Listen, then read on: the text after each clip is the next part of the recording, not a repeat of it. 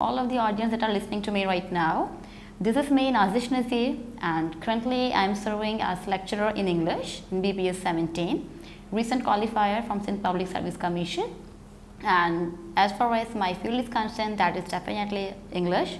And apart from that, I've been definitely involved in a couple of other activities and fields which I will be letting you know. For now, if I talk about my personal experience and a little background about me, I am basically from Kotri, Jamshoro, and before joining this lecturership, I was working as a lecturer again at Cadet College, Nawab Shah, Bakhtawar Cadet College, and after that I just joined as a primary school teacher, and after that I just gave merit in for English lecturer and I just qualified that, and after that I resigned it and joined this lecturership.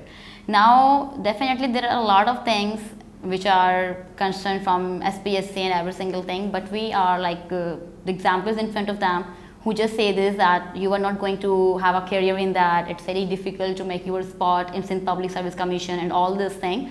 But here we are the examples, हम लोग आप लोगों में से ही वो examples हैं. Then if you are just putting your efforts into one direction, then definitely you are going to pursue your career and you are going to be very much stable in that. The very first question that most of the people ask me right after clearing it, that how just got one seat from Sindh Public Service Commission, and especially when it comes to lecturership.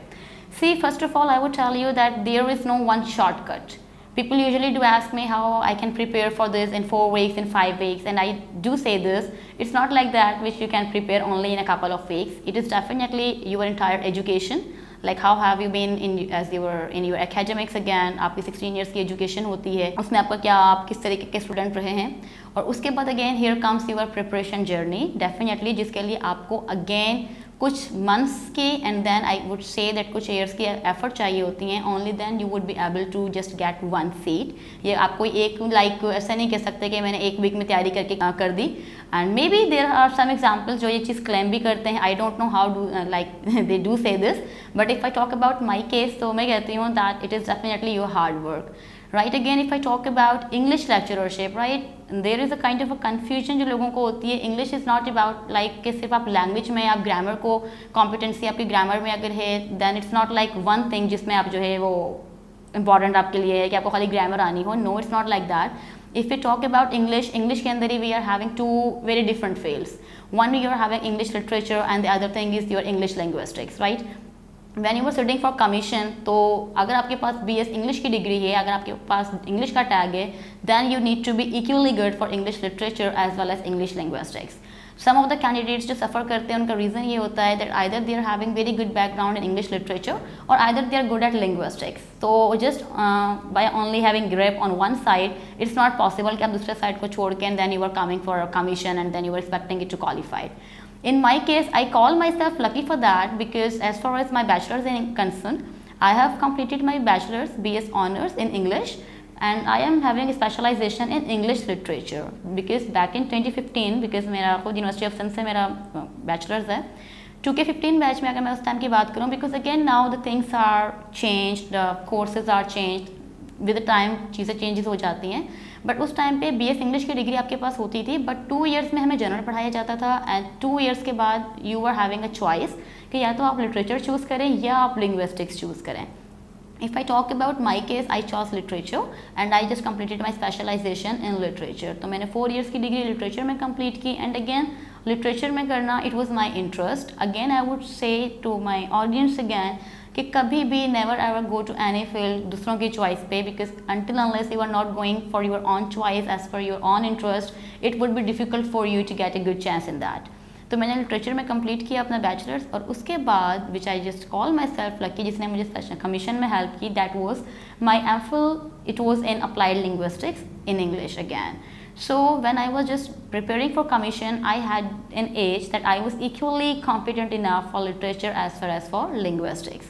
So वो सारे बच्चे जो समझते हैं खाली कि भाई हम अगर लिटरेचर में कर लेंगे और खाली लिंग्विस्टिक्स में कर लेंगे, तो ऐसा नहीं है, आपको दोनों में इक्वली करने की ज़रूरत है.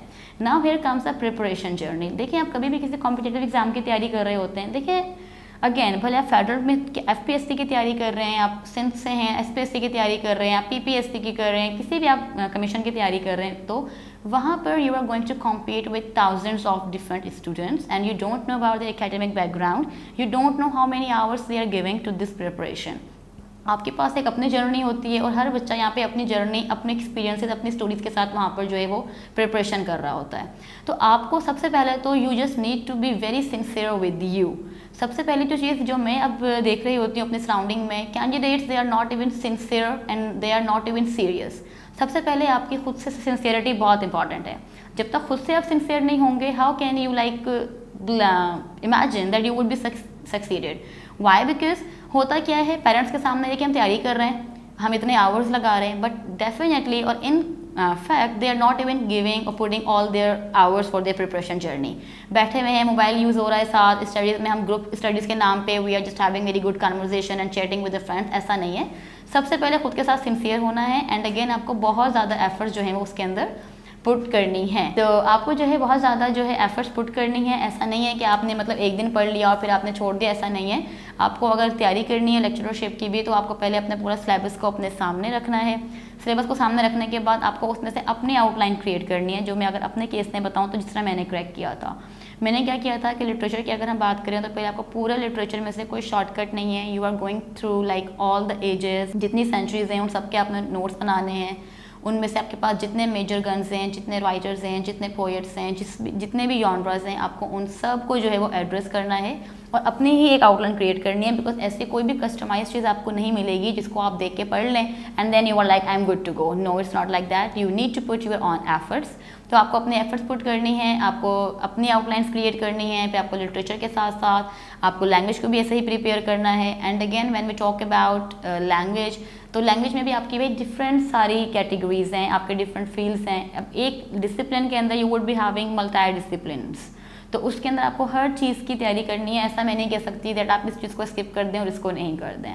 And one more thing which I personally realise when it comes to the preparation of lectureship, that most of the candidates they are just going for the MCQs। वो कहते हैं भाई कोई बुक बता दें MCQs की, कि अगर हम वो एक MCQs की बुक ले लेंगे and then we are good to go, हम उस MCQs की बुक को क्लेम कर लेंगे।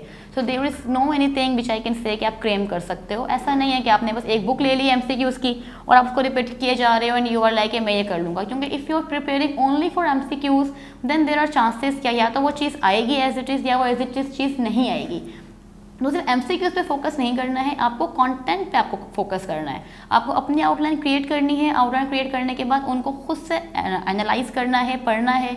Now we are living in digital world, you are having multiple sources. आपके पास ऑनलाइन इतने रिसोर्सेज अवेलेबल हैं, you can go through websites, क्योंकि आप तो एक से एक अच्छी अच्छी वेबसाइट्स अवेलेबल हैं। आप सिर्फ प्लीज़ पाक MCQs को छोड़कर या पाक MCQs पे आप सिर्फ रट्टा लगाने के ऊपर बैठे होते हैं, ऐसा करने की ज़रूरत नहीं है। Just go for the content. There are very good even YouTube channels over there जो आपको पूरे की पूरी हिस्ट्री बहुत अच्छे से कवर करवा देते हैं। जस्ट गो फॉर दैम, लेकिन इन ए प्रॉपर सिक्वेंस क्रोनोलॉजिकल ऑर्डर में अपनी पूरी की पूरी प्रिपरेशन को करें, सेट करें और उसके अकॉर्डिंग चलें। And please don't go for MCQs। I would again say to you again and again, MCQs पे जाके आप खुद के साथ जुल्म कर रहे होते हैं दैट आपने इतने MCQs पढ़ लिए, मैंने हज़ारों की तादाद में MCQs कर लिए हैं और बाद में कहते हैं कि मैंने इतने MCQs पढ़े थे, मैंने थाउजेंड्स में पढ़े थे, बट स्टिल आया नहीं। क्योंकि जब भी आप MCQs की तैयारी करेंगे वो तो आपके पास यही ऑप्शन है, या तो आएगा या तो नहीं आएगा। और on the other hand if you are well prepared about the content then it will be very easier for you to crack it out, because आपको पूरा कॉन्टेक्स्ट पता होता है। Again why I am saying this because अगर हम literature की बात करें तो लिटरेचर कभी भी social economic and political background से हटकर नहीं हो सकता। So if you are preparing only for the MCQ it will be difficult for you to get the entire idea.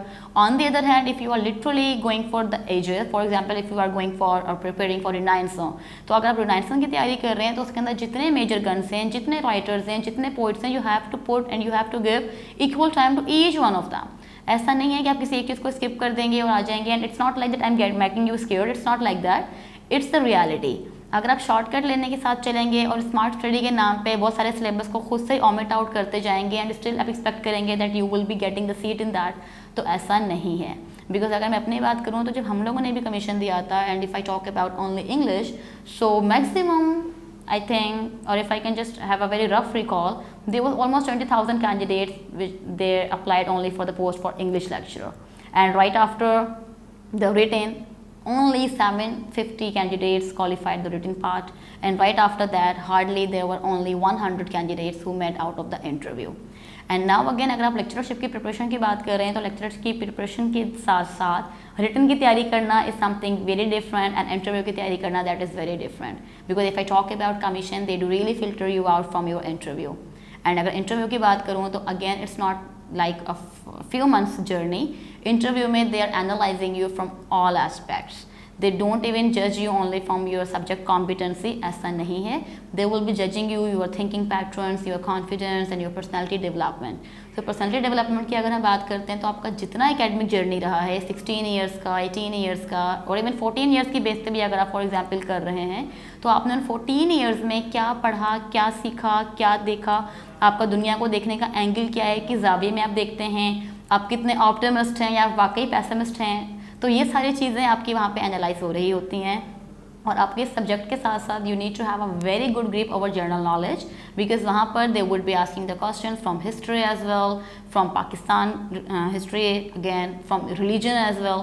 So there is no any one thing जो मैं कहूँ कि आप उसको साइड करके देख लें and then you are good to go. No, you have to check all the things कि whether I am good at subject. And when I talk about subject, there is general English in which you need to prepare your grammar as a whole, and grammar के बाद you need to have a very good competency over literature. No matter that you are from linguistics background, but for commission you need to prepare for that. And all those who are having background in literature, they need to have a good grip over linguistics as well. If you are good in all these three things equally, then you are having very safe side in order to pass it. And when you are passing the written phase, then here comes a new journey in which you have to prepare for the interview. And for interview you need to prepare in all aspects again, in all the dimensions, like how again your personality development in interview when you are entering over there. So from your entire personality, the way you are talking, your body language, your expression, every single thing is gonna judged over there, and they will be definitely giving you marks on that. And again, when you are already having a very good competition in the field, then it's very difficult for you to stand out from them. So आपको अपनी सोच में, अपने thoughts के साथ साथ आपको अपने आइडियाज़ कैसे हैं, आपकी आइडियोलॉजीज़ कैसी हैं, किन पे आप बिलीव रखते हैं, नहीं रखते. एंड अगेन ऐसा भी नहीं होता अगर आप ये समझे ना कि मैं प्ले कर जाऊँगा या कर जाऊँगी, that in reality I am something different and I would try to pretend something else. ऐसा कुछ भी नहीं है. जो आप रियल होते हैं, आपकी प्रिटेंशन से कुछ भी नहीं होता. जो भी आप रियल होंगे वो सामने पैनल को नज़र आ जाता है. तो सबसे पहले जो मैंने बात स्टार्ट की थी कि सिंसियर होना ज़रूरी है. तो ऐसा नहीं है कि आप पैनल को डॉज दे देंगे. It's not like that. You can't dodge them.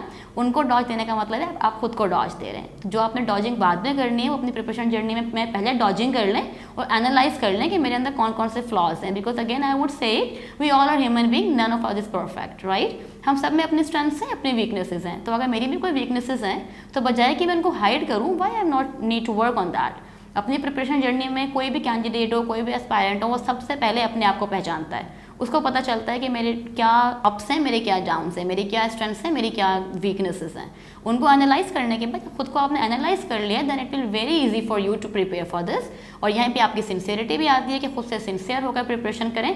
सिर्फ लोगों को दिखाने के लिए तैयारी नहीं करें कि आपके हाथ में चंद किताबें हैं and you are sitting on the desk, you are preparing for MCQs. It's not like that. You need to be very sincere with you first of all.